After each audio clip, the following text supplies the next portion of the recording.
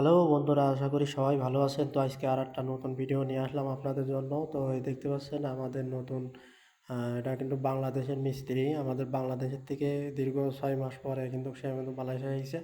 তো আগে বাংলাদেশে ছিল এই মিস্ত্রিরা। তো দেখতে পাচ্ছেন খুবই চমৎকারভাবে কিন্তু সে কিন্তু সিলিং প্লাস্টার করছে। আর দেখতে পাচ্ছেন খুবই সুন্দরভাবে কিন্তু সে কিন্তু ফিনিশিং দিচ্ছে। তো দীর্ঘ প্রায় 10 বছর মালয়েশিয়ায় থাকার পরে কিন্তু সে দেশে গেল, দেশের থেকে এসেছে 6 মাস পরে। তো খুবই অভিজ্ঞ একজন মিস্ত্রি, তার হাতের ফিনিশিংটা অনেক সুন্দর। তো দেখতে পাচ্ছেন অনেক চমৎকারভাবে কিন্তু সে কিন্তু ফিনিশিং দিচ্ছে।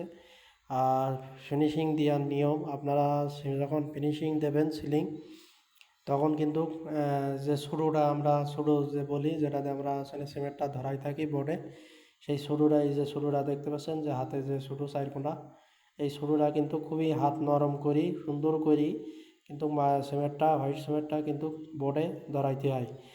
ধরানোর পরে কিন্তু আগে সিমেন্টটা ধরাই নেওয়ার পরে কিন্তু এই শুরুতে এইভাবে টান দিতে হবে খুবই সুন্দর করে, হাত নরম করি।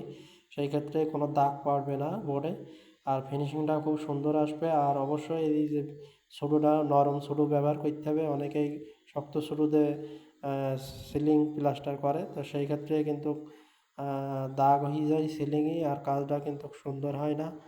তো হাত নরম করেই কিন্তু ফিনিশিং দিতে হবে। তো দেখতে পাচ্ছেন যে হাত নরম করেই কত সুন্দরভাবে কিন্তু সে কিন্তু ফিনিশিং দিচ্ছে। আর এই হোয়াইট সিমেন্টটা দেখতে পাচ্ছেন, এটা কিন্তু সিলিংয়ের জন্য শুধু এই সিমেন্টটা ব্যবহার করে থাকি আমরা।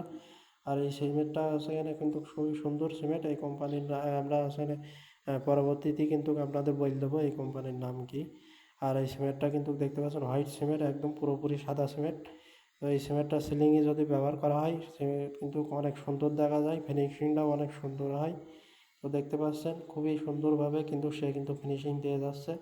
তো ফার্স্টে কিন্তু আপনাদের যে সিলিংয়ে যে বোর্ডের সাইডে যে আসলে লোবাংগুলো থাকে, সেইগুলো কিন্তু প্রথমে আগে কিন্তু আসলে আপনারা বন্ধ করে নেবেন। নেওয়ার পরে কিন্তু তারপরে দ্বিতীয়বার কিন্তু ফিনিশিং দেবেন। মালটা সিমেন্টটা কিন্তু একেবারে পানির মতন নরম করি।